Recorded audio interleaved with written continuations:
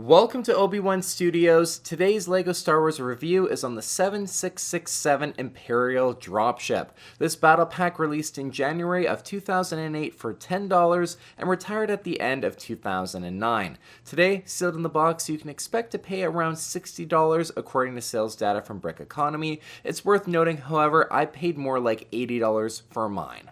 The Imperial Dropship comes with 81 pieces and 4 total minifigures. We have a Shadow Trooper and 3 Stormtroopers. Now the box art for this battle pack I think is just awesome, but it looks even cooler beside the 7668 Rebel Scout Speeder, as the box arts actually make for a complete battle scene, and these sets were just obviously very much intended to be bought together. Perplexingly, the dropship is the lower set number, but they are meant to be placed in the opposite way to complete the actual battle scene art, which is just something I noticed in taking these shots for you guys. It makes sense, however, as it's something we see in film, bad guys moving right to left, which, fun fact, is why the clone troopers during the Battle of Geonosis actually move right to left on the screen, foreshadowing Order 66, and I'm going to be reviewing that 7668 Scout Speeder as well, so make sure you subscribe to my YouTube channel so you know when that review comes out. Now it's time to open up the Imperial Dropship, and I'm super excited to get that Shadow Trooper and add him to my collection.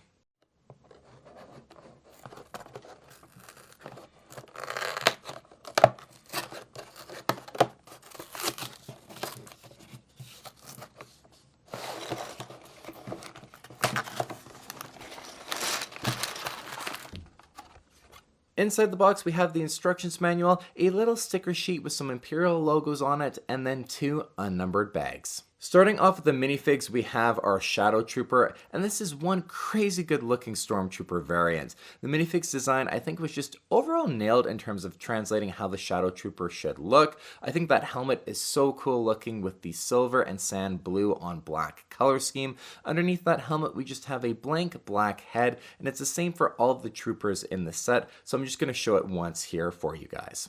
Now the Shadow Trooper's body print is where we do lose some points, however. The gray printing on the black torso allows for the armor details to still all be there, but they're definitely not as sharp in terms of the lines as we get on regular Stormtroopers. I'm not exactly sure why this is, but you do lose a lot of detail in the midsection area specifically.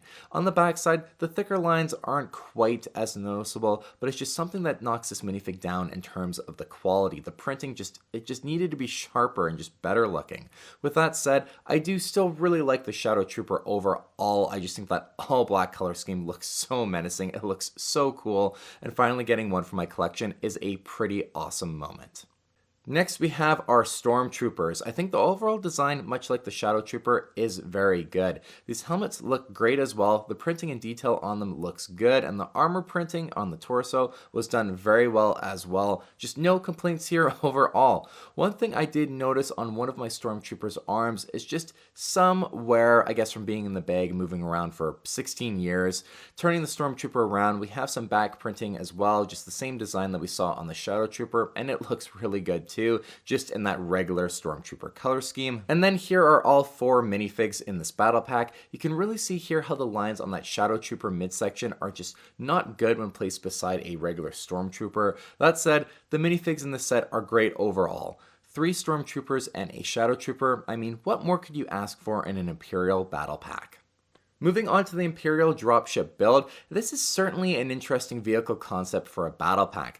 It's insanely compact, but actually looks half decent. I do like the more old school black and blue Imperial color scheme as well in this build, and it's also not based on anything from the actual Star Wars universe from what I can tell, but for a battle pack build, I do have to tip my hats to the designers. I think it's pretty cool looking.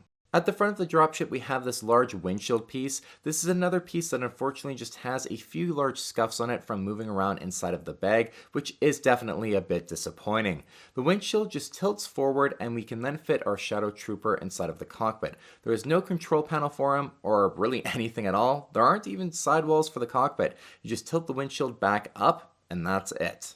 In total, we have 3 Imperial logos in the stickers, one on each side on these blue slope pieces, and then on the top center above the cockpit. There are also what I assume to be red laser cannons on either side, kind of flanking the cockpit as well. For weapon storage, we have 2 spots on each side of the top of the dropship. Nothing fancy, but it definitely works for storing all of the weapons. Then we have the two S-foils that stick out of the sides kind of at the back of the dropship, along with these little engine pieces at the rear.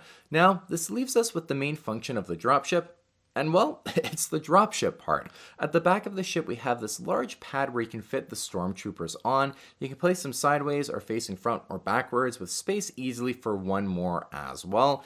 Then when the dropship lands, you tilt the wings, the S-foils kind of upwards, and then slide the Technic pin holding the troop pad in, and then you can fly the dropship away, having deployed all of the Stormtroopers with the pad. It's a fun system, and it works really well. For a battle pack build, it's honestly a pretty great play feature.